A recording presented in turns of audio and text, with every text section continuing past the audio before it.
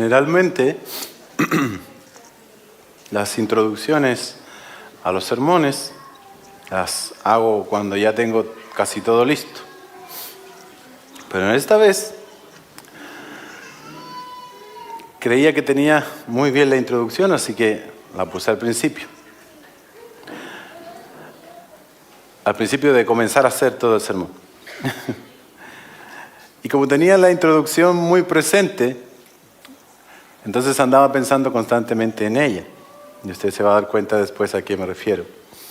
Pero en estos días, intencionalmente usé más de la cuenta una polera que me regaló mi hermano Omar. No sé si para un cumpleaños, no sé. Que dice, Jesús, nuestro Salvador. Era una polera negra con una cosa blanca que era, y dado que yo soy un tanto grande, era visible fácilmente. Entonces sirvió para muchas cosas, la verdad. Mucha gente se acercaba, preguntaba, buscábamos un tema de conversación solo por andar con una polera. Pero también veía, de cierta forma, en muchos rostros de muchas personas cuando cambiábamos de las miradas y pasábamos, así como...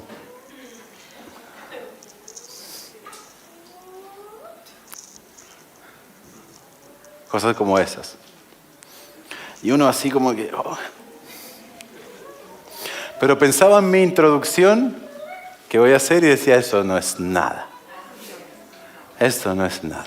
Yo debería andar muy gozoso y muy contento por decir que Jesús es nuestro Salvador.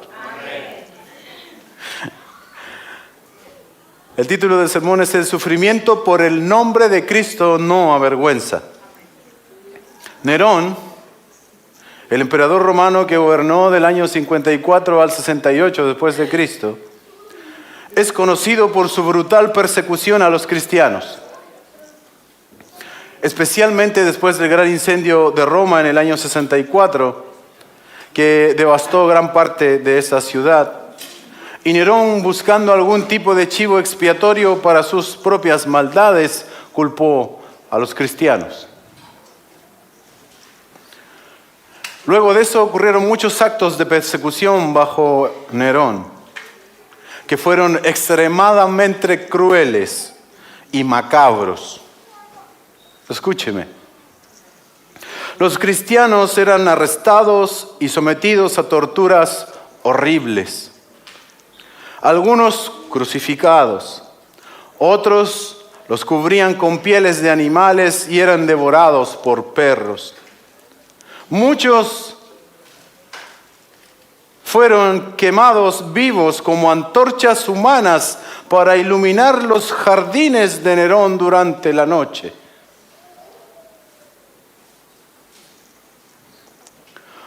Uno de los relatos más impactantes es el de los cristianos siendo arrojados a las fieras en el Coliseo, donde eran devorados por leones y otros animales salvajes como entretenimiento al público. Además, se dice que Nerón ejecutó a prominentes líderes cristianos, probablemente Pedro y también a Pablo. Estos actos de martirio no solo buscaban eliminar a los cristianos, sino también infundir terror en aquellos que pudieran considerarse unirse a estos cristianos. ¿Me está escuchando?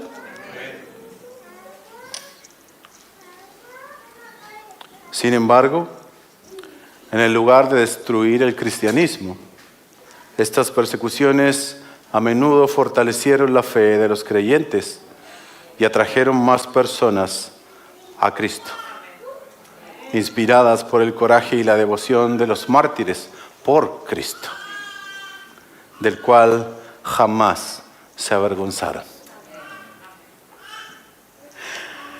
Es a creyentes bajo el gobierno de un tirano como este que Pedro dirige estas palabras que hemos ido estudiando a lo largo de Primera de Pedro.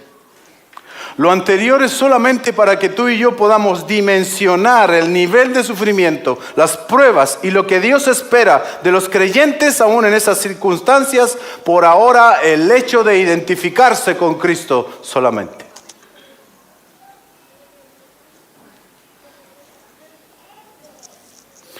Si hay una manera de sufrir que agrade a Dios, como hemos visto anteriormente, es haciendo su voluntad, es haciendo el bien. Y en este caso puntual, en los versos que nos tocan, es por identificarse con el nombre de Cristo. Amén. O sufrir por el hecho de ser cristianos. Y ese sufrimiento, le dice Pedro a ellos, no avergüenza. ¿Se acuerda de mi polera? ¿Y se acuerda de ellos?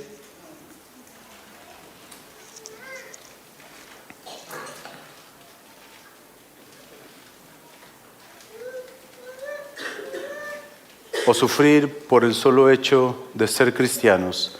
Y hermanos, ese sufrimiento no avergüenza, sino que alabamos a Dios por identificarnos con ese nombre.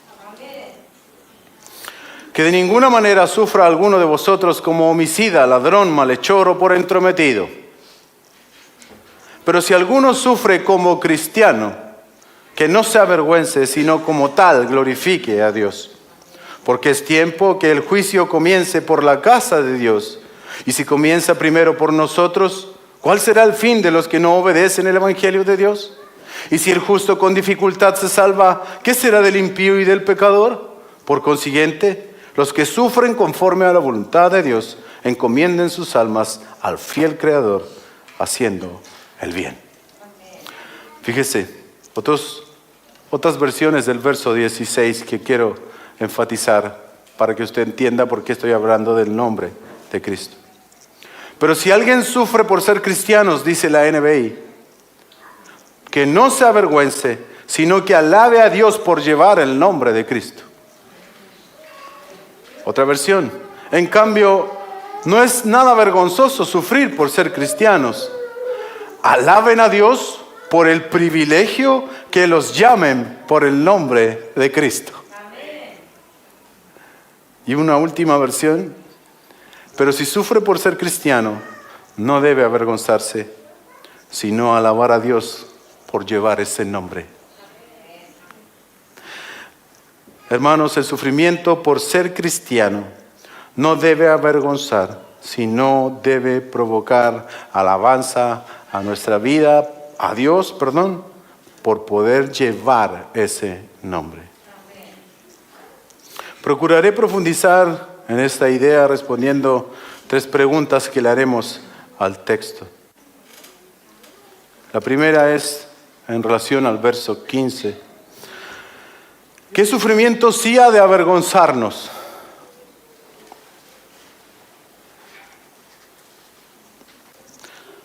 Como hemos tratado en varios sermones a lo largo de Pedro, no lo he dicho yo solamente, sino creo que Omar también lo dijo en algún momento.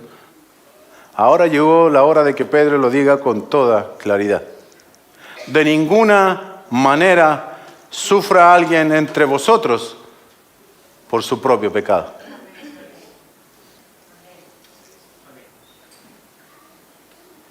Por malhechor, por homicida, por ladrón y por chismoso. Cuando el creyente afronta con dignidad el sufrimiento injusto de la persecución, o vámonos a ese momento, ser cristianos en ese contexto tan adverso, el de Pedro, eso glorifica y honra al Señor, en cuya causa se mantienen ellos fiel a su Dios y Dios fiel obviamente a ellos. Pero lamentablemente es posible que los sufrimientos de un creyente no procedan de una causa noble, sino como consecuencia de sus propios pecados.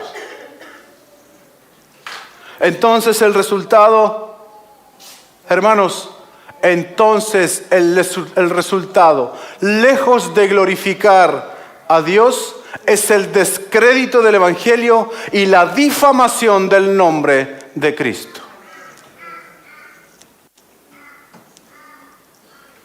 esa es la exhortación de Pedro.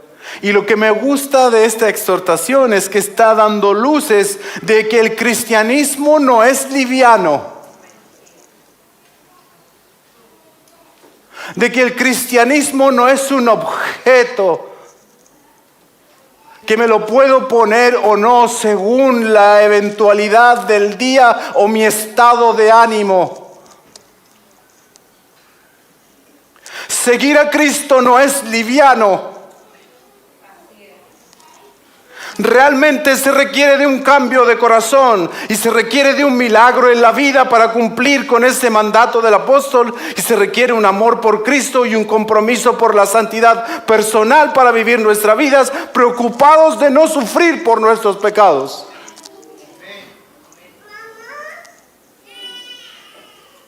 No me escucho. Se requiere un compromiso por la santidad personal. Se requiere un amor inmenso por Cristo para vivir nuestra vida preocupados de cumplir con lo que el apóstol está diciendo. En ninguna manera ustedes sufran por vuestros pecados.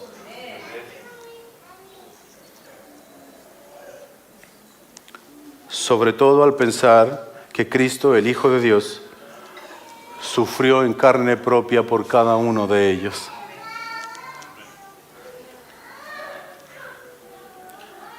Y pagó con su muerte en la cruz por nuestras maldades y nuestros delitos. De ninguna manera sufra alguno por homicida, por ladrón, por malhechor o por entrometido. No todos nuestros sufrimientos son a causa de la justicia.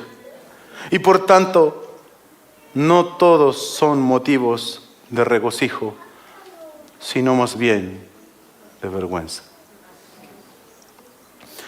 Y no todos los vituperios y las acusaciones de los incrédulos hacia muchas veces los creyentes son injustas o son infundadas.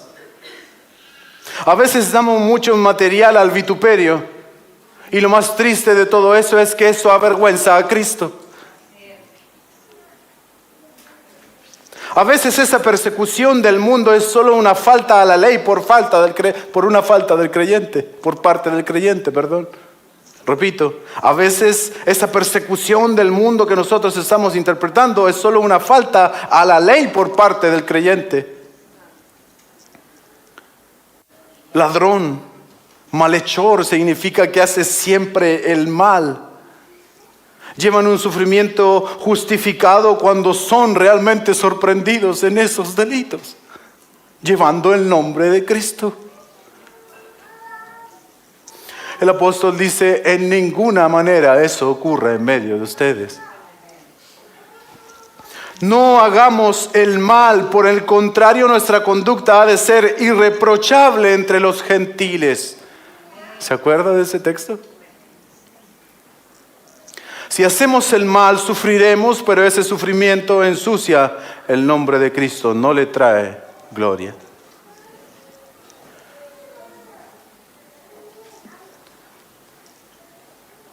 Lo que me llama la atención es que Pedro utilice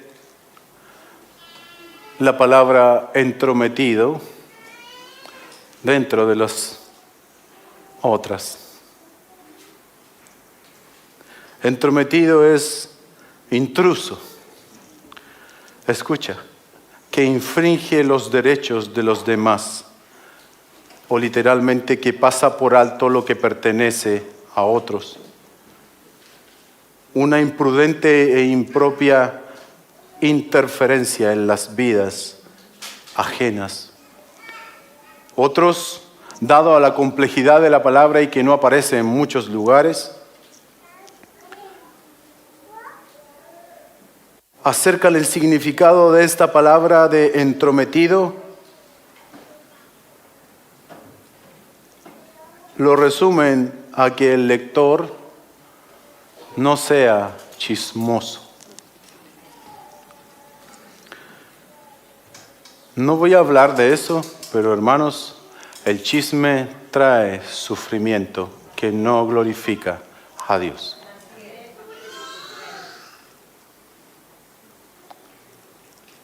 la falta de sentido común nos puede llevar a pecar y eso puede traer sufrimiento que no glorifica a Dios.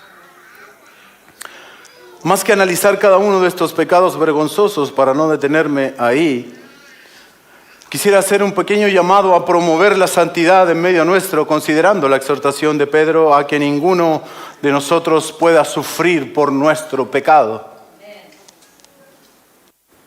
Y quiero llamarte, hermano amado, a abandonar cualquier tipo de pecado que a fin de cuentas haga que el nombre de Cristo sea avergonzado. Yo te quiero animar a pensar y a cerrar cualquier tipo de puerta que estemos abriendo a cualquier tipo de inclinación pecaminosa que tú estés pisando. Que nosotros, al identificarnos con Cristo, cuando los demás vean nuestro comportamiento, cuando los demás vean nuestro trato, cuando los demás oigan nuestras palabras, nuestras acciones, no digan, ¿y este es cristiano?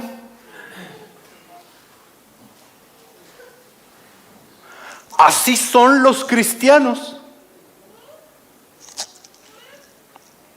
Con cristianos así, mejor me quedo en la casa y no voy a la iglesia a la cual me invita.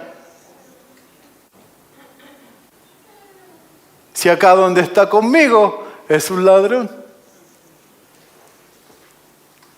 O se le van los ojos a mujeres que no son las suyas.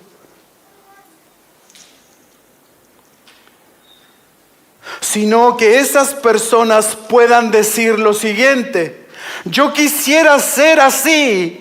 Yo quisiera tener lo que Él tiene, quisiera amar como Él ama, comportarse como Él se comporta, ser como Él es. Siempre que le pregunto por qué es así, Él me dice que no tiene nada que ver con Él, sino que es porque es cristiano. Y ese Cristo fue el que cambió su vida, y que Cristo es su alegría, y que Cristo es su tesoro, que Cristo es su ejemplo, y que Cristo es su vida, que Cristo es su Salvador, y que Cristo es también su Señor. Iglesia, ten una alta preocupación por tu santidad personal. Piensa cuán dañinos pueden ser todos estos pecados para tus familiares al abrirle la puerta a cualquier tipo de pecado.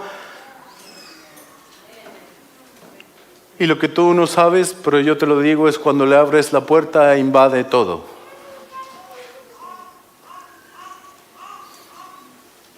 Tú le abres la puerta al pecado y el pecado invade toda la casa. Tú crees que no, pero ya te tiene hasta aquí.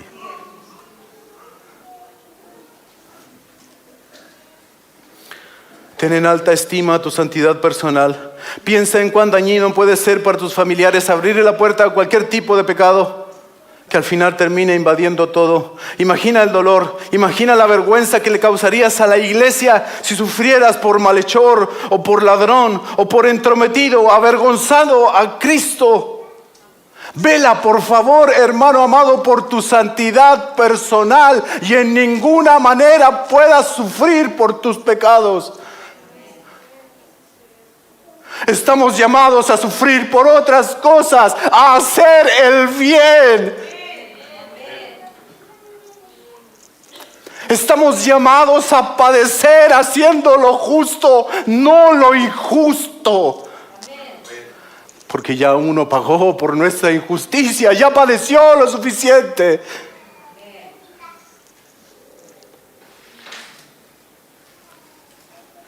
No menosprecies el pecado, no sea que termines sufriendo por alguno de ellos y avergüences al que pagó por ellos.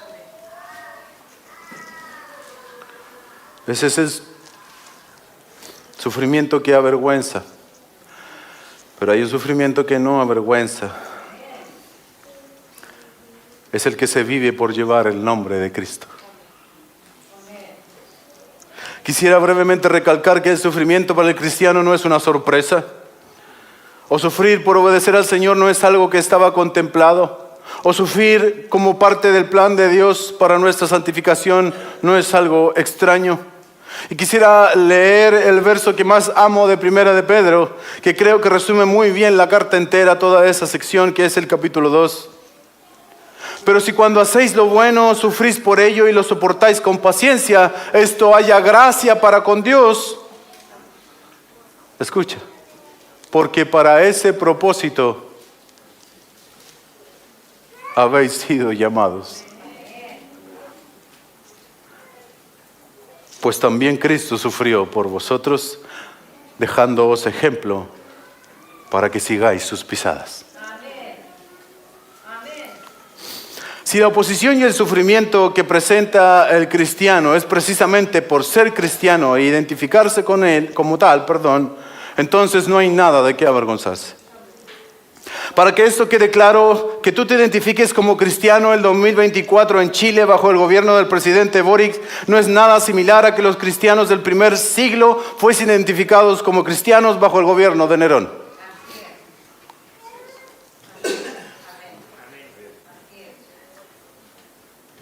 Si usted quiere, pone en Facebook, Boric, soy cristiano, y lo etiqueta.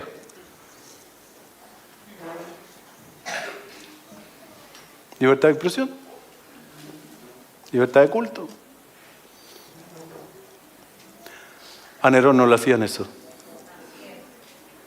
Nerón te quemaba. ¿Lo entiendes? Es a ellos que les dice, no se avergüencen del nombre de Cristo. Llevar en el nombre de Cristo en el primer siglo era sinónimo de sufrimiento. Identificarse con Jesús como el Hijo de Dios, como el Cristo, era sinónimo de vituperio, malos tratos, hostigamiento, persecución, abusos y sufrimiento. La pregunta que nos queda es, ¿nosotros nos avergonzamos de Cristo? ¿Te avergüenzas de que te identifiquen como evangélico? ¿Que vas a la iglesia a la oración?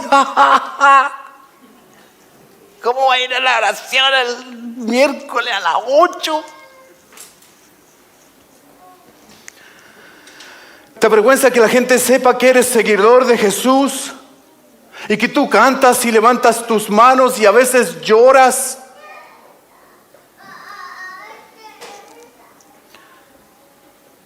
¿Te avergüenzas decir que crees en el liderazgo masculino del hogar y que tu mujer es sumisa? ¿Que corriges a tus hijos, que vas a la iglesia sagradamente los domingos y haces la locura más grande de todas, ofrendas?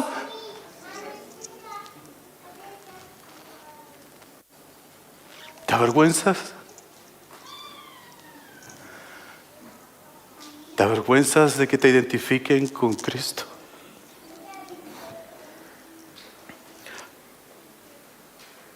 ¿Que compartes con otros tus cosas? Hermanos, eso le rompe la cabeza al mundo. Que vas a la iglesia y que eres un miembro activo de ellas y sirves a otros gratis.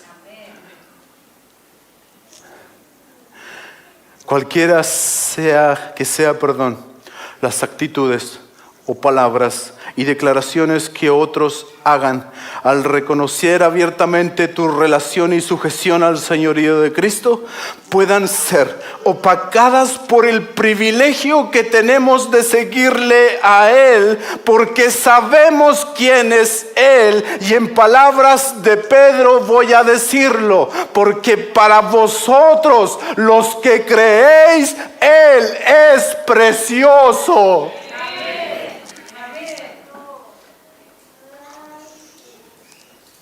Todo vituperio se opaca al pensar en aquel que nos ha salido al encuentro y que nuestro corazón solo puede rebosar de alegría al identificarnos o que nos identifiquen con Él por todo lo que Él ha hecho en nosotros.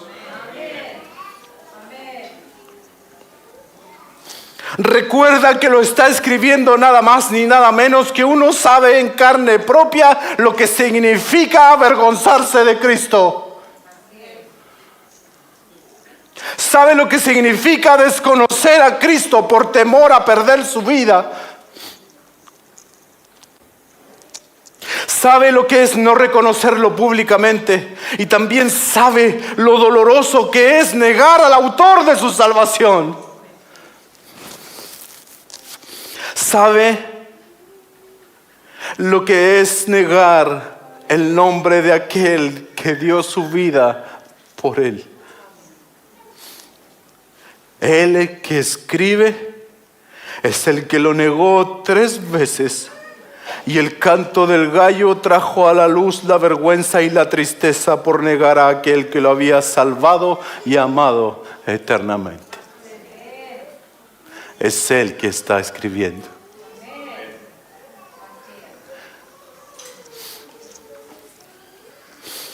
La pregunta es, ¿cómo hemos de avergonzarnos de llevar el nombre de Cristo o identificarnos con Él? Lo primero que se me viene a la mente, hermanos, es ¿quién eres tú para avergonzarte de Él?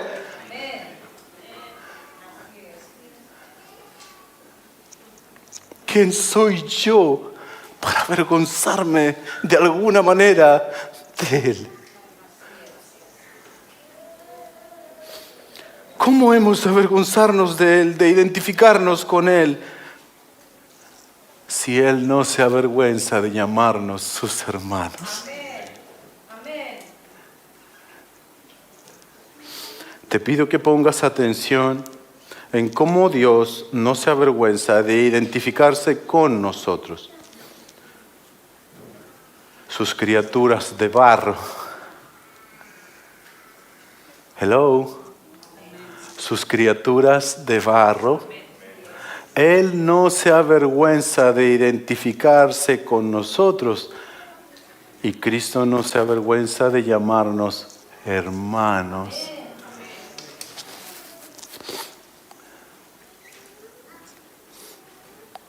Todo lo contrario, desarrolló un tremendo plan que incluía su propia muerte en la cruz para poder identificarse con nosotros y que seamos hermanos de Él. Voy a leer un texto que en su contexto no está hablando del tema de la vergüenza ni de la identificación, eso lo quiero dejar claro, pero solo quiero que veas cuando yo lea el texto cómo Dios se identifica con nosotros. Eso quiero que veas.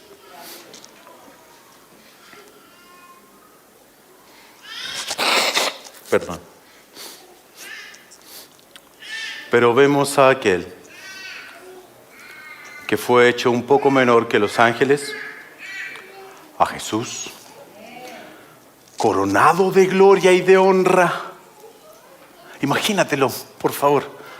Por favor, te lo suplico, concéntrate estos 15 minutos que quedan. Pero vemos a aquel que fue hecho un poco menor que los ángeles, a Jesús, coronado de gloria y honra, a causa del padecimiento de la muerte, para que por la gracia de Dios gustase la muerte por todos, porque convenía a aquel por cuya causa son todas las cosas, y por quien todas las cosas subsisten, que habiendo de llevar muchos hijos a la gloria, perfeccionase por aflicciones al autor de la salvación de ellos. Porque el que santifica y los que son santificados, de uno son todos, por lo cual no se avergüenza de llamarlos hermanos, diciendo: anunciaré a mis hermanos tu nombre. En medio de la congregación te alabaré, y otra vez yo confiaré en Él, y de nuevo he aquí yo y los hijos que Dios me dio. Así que por cuanto los hijos participaron de la carne y sangre, Él también participó de lo mismo para destruir por medio de la muerte que él tenía al que tenía el imperio de la muerte, esto es al diablo, y librar a todos los que por el temor de la muerte estaban durante toda la vida sujetos a servidumbre.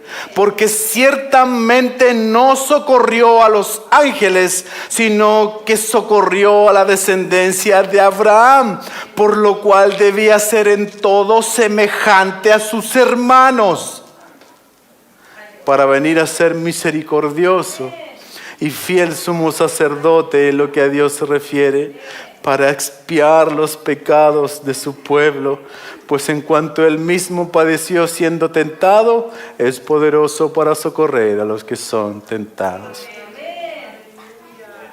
Esa es una de las tantas razones por la cual, en vez de avergonzarnos de Cristo, debiera ser motivo de gozo tremendo llevar ese nombre, porque Él no se avergüenza de nosotros al llamarnos hermanos. De nosotros Él no se avergüenza al llamarnos hermanos. De ti y de mí Él no se avergüenza. Sabiendo cómo eres tú, Él no se avergüenza de ti.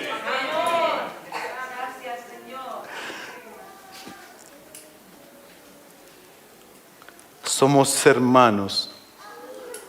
¿Conoces un honor más grande? Hemos de estar totalmente dispuestos a sufrir cualquier tipo de rechazo en este tiempo por identificarnos con Él. John Owen dijo: Cristo, que no se avergonzó de llamar a hermanos a aquellos que creen en Él es motivo suficiente para que nosotros nunca nos avergoncemos de Él.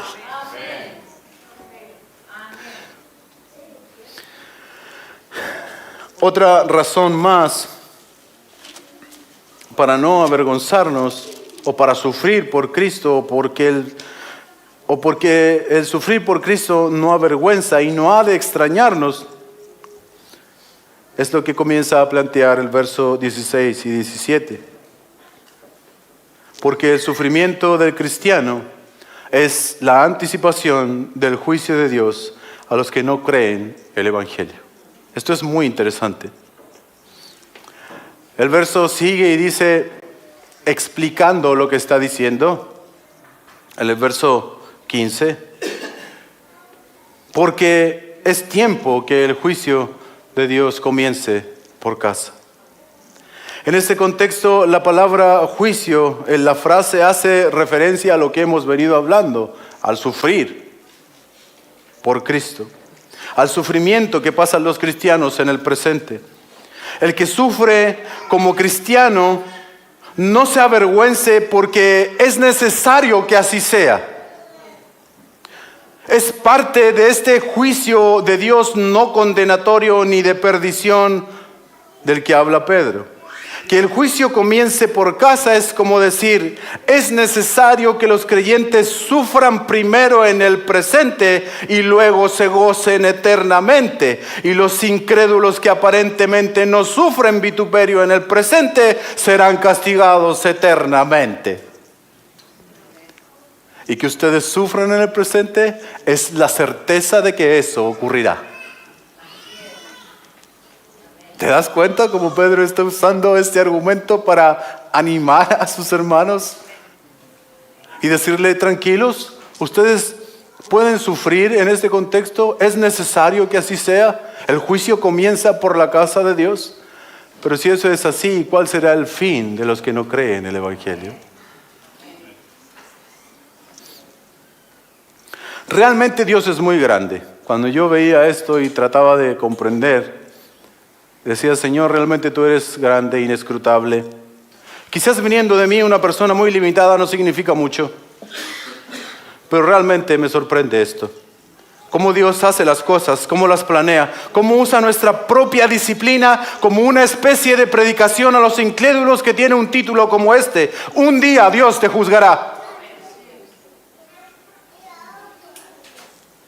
Que el creyente sufra por Cristo en el presente, que sea probado y disciplinado por Dios en el presente, indica que en algún momento en el futuro el impío, el incrédulo, el que rechaza a Cristo sufrirá eternamente. Sufrimiento tuyo es como un sermón hacia ellos. ¿No te da eso una actitud de wow, cómo al Señor se le pueden ocurrir estas cosas?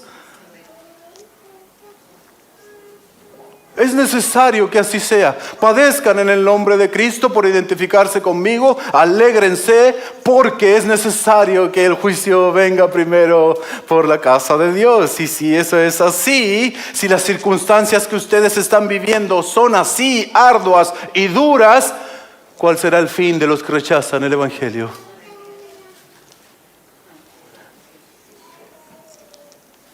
Nuestro sufrimiento por el nombre de Cristo es la predicación a los incrédulos que un día serán juzgados y perecerán eternamente por rechazar el Evangelio. Nuestras pruebas en el presente anuncian y son la antesala de un juicio futuro certero.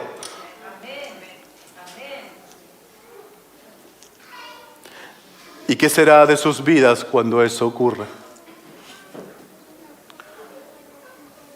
No te sorprendas de tus pruebas, son parte del inmenso plan divino de Dios.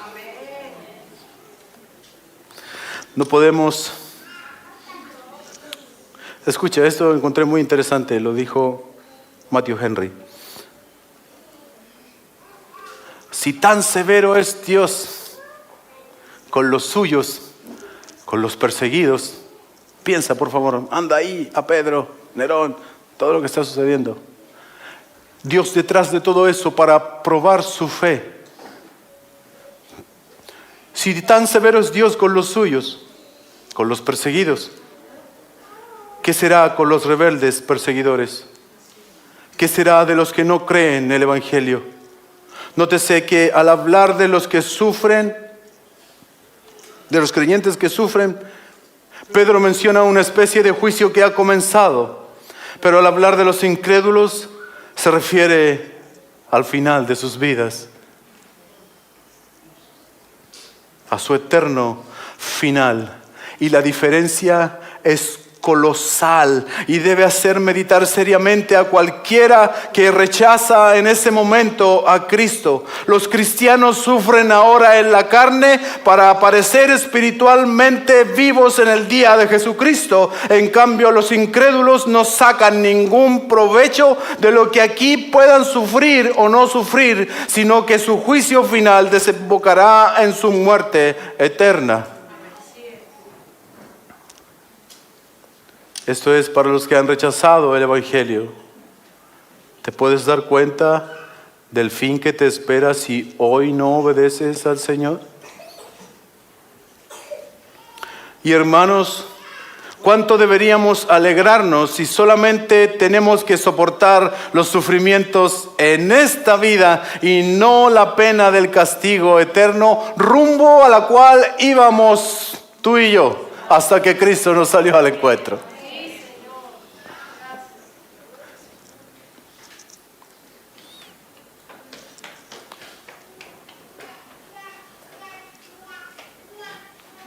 Y por último, ¿qué hacemos entonces si sufrimos? Pensando en el verso 19.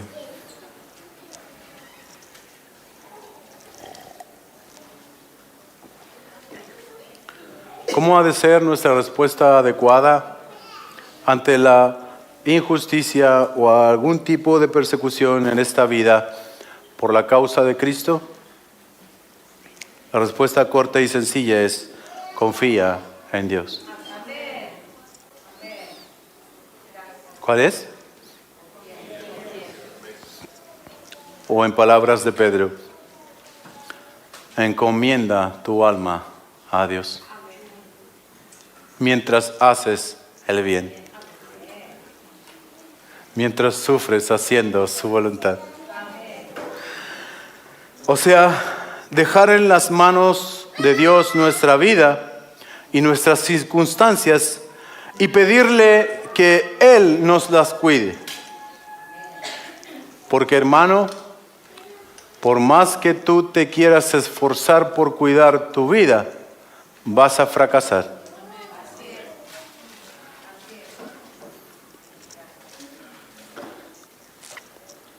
Debemos encomendar nuestras almas a nuestro Dios. Es lo que hizo David en tiempos de persecución. En ti, oh Jehová, me he refugiado. No sea yo avergonzado jamás. Inclina a mí tu oído y rescátame pronto. Sácame de la red que me ha tendido. En tus manos encomiendo mi espíritu. ¿Se acuerda quién dijo esas palabras?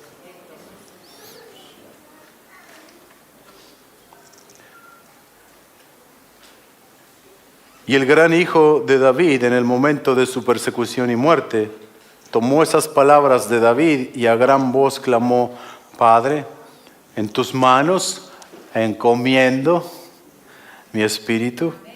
Y habiendo dicho eso, expiró. Y Dios contestó las oraciones de David, salvándolo de la muerte de sus enemigos. Y contestó la oración de Jesús, resucitándole después que hubiera soportado la muerte. Encomendar nuestra alma a Dios no garantiza que seamos librados inmediatamente de la persecución, ni que nuestro cuerpo esté a salvo, pero sí seremos vindicados finalmente, o por vida, o por muerte, o por resurrección, cuando veamos a nuestro Salvador.